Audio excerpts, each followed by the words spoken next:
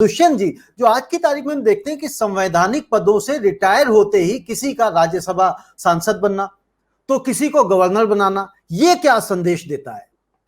ये देखिए, chief justice Gogoi की बात करें सीधी, जो आदमी सेक्सुअल हेरेसमेंट केस में सो सीरियसली इन्वॉल्व था, भले ही चीफ जस्टिस बोबड़े और दो लेडी जजेस, जस्टिस मिसिस बैनर्जी और जस्टिस मिस इंदु मल्होत्रा की कमिटी ने उनको एक्सोनरेट कर दिया।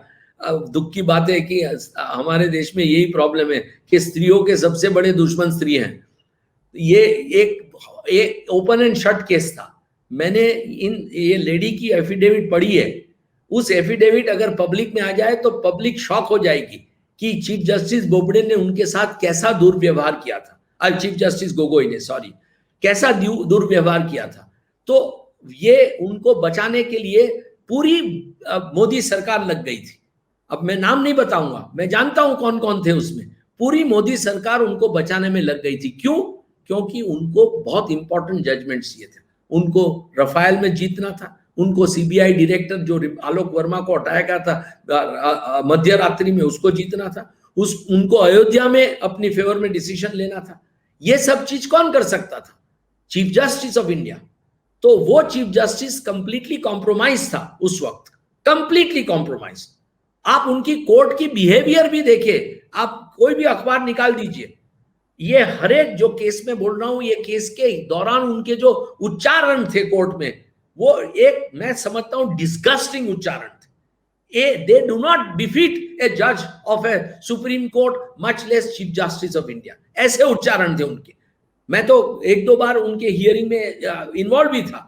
और इतनी खराब बिहेवियर, क्योंकि उनको सरकार ने घेर लिया था उस चक्कर में, और ये सब उनको सरकार को फायदा मिला तो नेचुरली क्विड प्रो को था, तो सरकार ने उनको तुरंत राज्यसभा दे दी। उसमें कोई शक की बात नहीं है कि ये एक बहुत क्विड प्रो को है। उन्होंने जजमेंट दिए सरकार के फेवर में, सरकार ने उनको राज्यसभा दे दी। क्योंकि ये चीफ जस्टिस इतना डरा हुआ है, उसको Z+ सिक्योरिटी दे गई है। क्यों?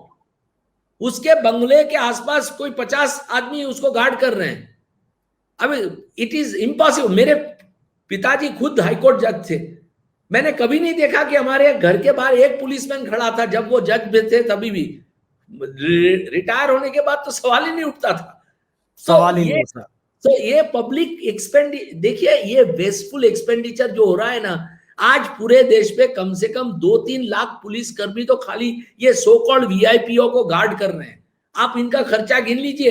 एक आदमी का खर्चा साल का कम से कम 15 लाख रुपया हो रहा है।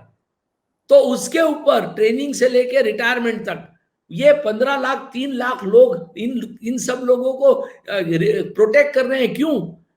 अब शौक की बात है कि एक एक आदमी को आप, अब देखिए, आज पढ़ा वेस्ट बंगाल में हर एक एमएलए को सरकार ने ZY फलानी डिग्री दे दी। अरे आप पब्लिक लाइफ में आए हो तो पब्लिक को फेस करने की हिम्मत रखिए। आपको क्या सिक्योरिटी की जरूरत है? इसलिए CISF और CRPF को क्रिएट किया गया है, इसलिए नेशनल सिक्योरिटी गार्ड को क्रिएट किया गया है कि ये वीआईपीओ को प्रोटेक्ट करते रहे।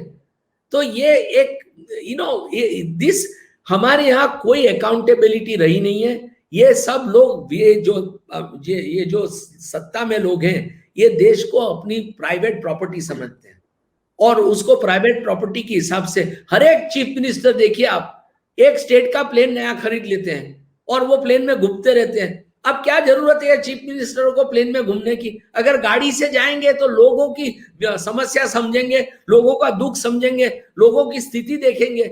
प्लेन में क्या देख सकते हैं ऊपर से?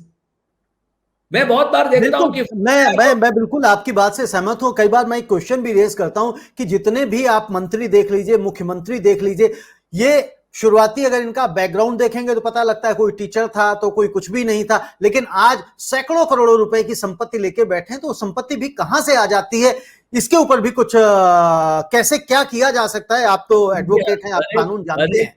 हर एक आदमी, उसमें थोड़े बहुत ऑनेस्ट भी है, मैं सबके लिए नहीं बोलूंगा, बट बहुत ज्यादातर लोग जो पब्लिक लाइफ में आते हैं, सरपंच से लेके प्रधानमंत्री तक, अब मैं नरेंद्र मोदी जी की बात नहीं कर रहा हूं, बट जैसे मंत्री तक, हर एक के कोई भी किसी का कोई बैकग्राउंड नहीं होता है, कोई अपनी पर्सनल लाइफ में सक्सेसफुल नहीं होता है। ज्यादातर लोग 90% लोग कि कोई जी सक्सेसफुल बिजनेसमैन है, कोई सक्सेसफुल लॉयर है, कोई सक्सेसफुल डॉक्टर है, कोई सक्सेसफुल आर्किटेक्ट है, कोई सक्सेसफुल फार्मर है, कुछ भी।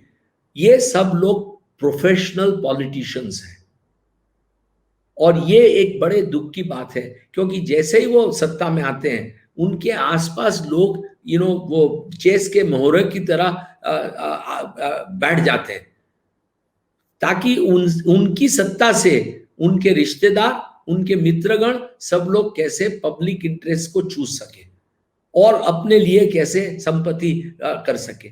तो ये सब लोग अचानक ओवरनाइट, मैंने देखा है हमारे गुजरात में एक टीचर चीफ मिनिस्टर बनी और उनके रिटायरमेंट होने के बाद उनकी फैमिली अबजों रुपया है।